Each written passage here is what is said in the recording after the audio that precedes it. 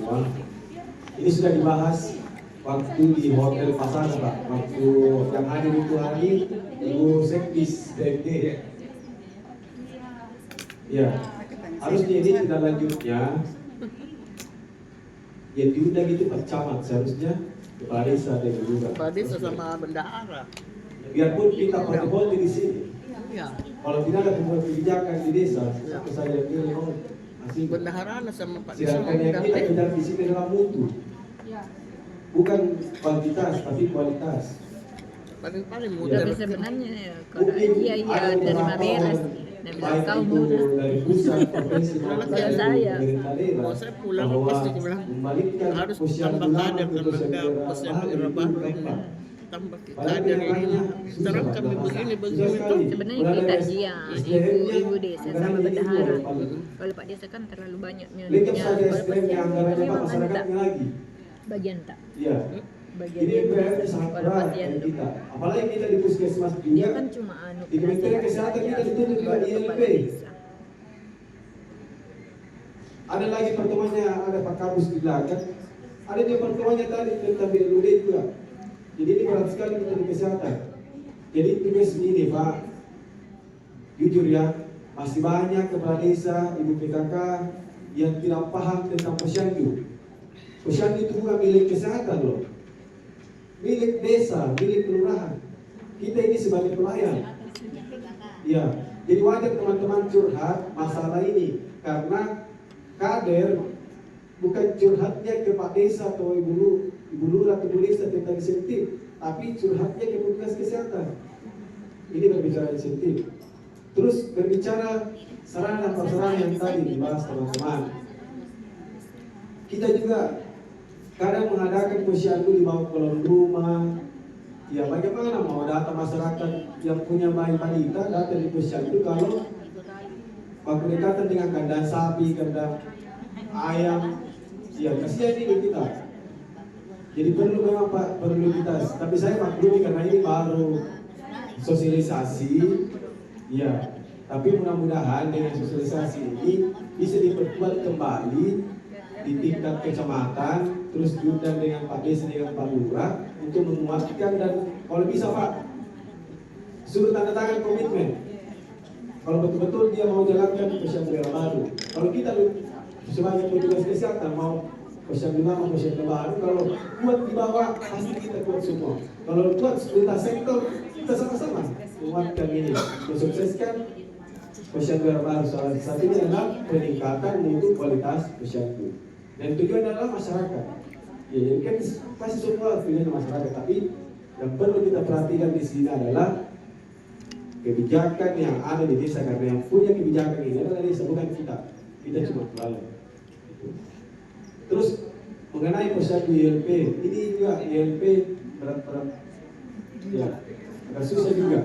Integrasi pelayanan primer, ini juga di Pustu Pak, dan pelayanannya harus setiap hari. Dan ini juga ada kadernya. Kader ILP ini harus keluar dari kader posyandu.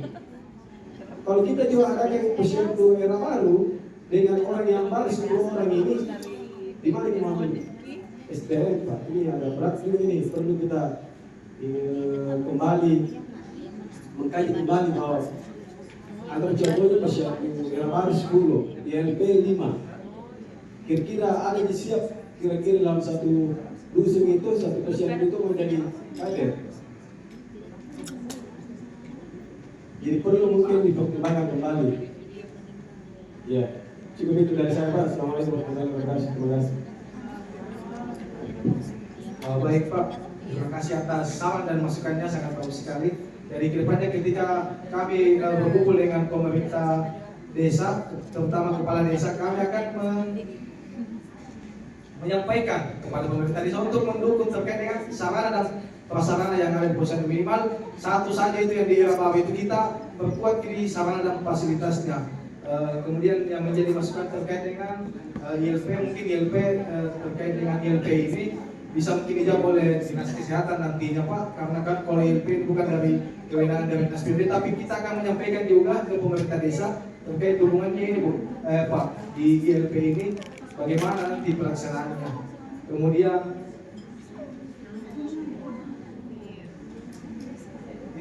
masalah yang menjadi permasalahan memang terkait dengan sarana dan prasarananya ini memang kesulitan dan secara bertahap ini proses dilakukan Pak. Karena dari tahun lalu memang di launching belum ada yang di Sulawesi Selatan yang melaksanakan. Baru sudah membuat SK-nya Pak. Jadi untuk pelaksanaannya mungkin kita bisa mulai dari tahun depan secara bertahap. Makanya saya sampaikan Pak, satu saja di semua desa dan kelurahan itu menjadi percontohan di pusat daerah Babin, karena kalau bagi semua dijadikan daerah Babin susah Pak. Karena ada lebih ratusan posyandu di Kabupaten Goa ini. Kalau misalnya satu saja yang menjadi percontohan ke depannya pasti secara bertahap posyandu yang akan mengikuti Pak. Apabila memang didukung oleh pemerintah desa atau kelurahan dalam pelaksanaannya. Menurut nggak marudin kan.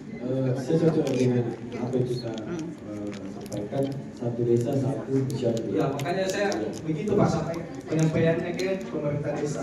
Karena kalau misalnya ada desa lain yang bertanya itu Pak, dia mau pendidikan semua bilang sanggup jika mencari kader, sedangkan yang 5 saja ini Pak belum tentu bisa berkompeten Pak dalam melaksanakan tugasnya. Apalagi kalau bagi semuanya di desa tadi berapa Pak. Terus ini Pak, ini kan ada nama SKF. Ya, itu kan kalau di posyandu itu kan ada pasti di kesehatan.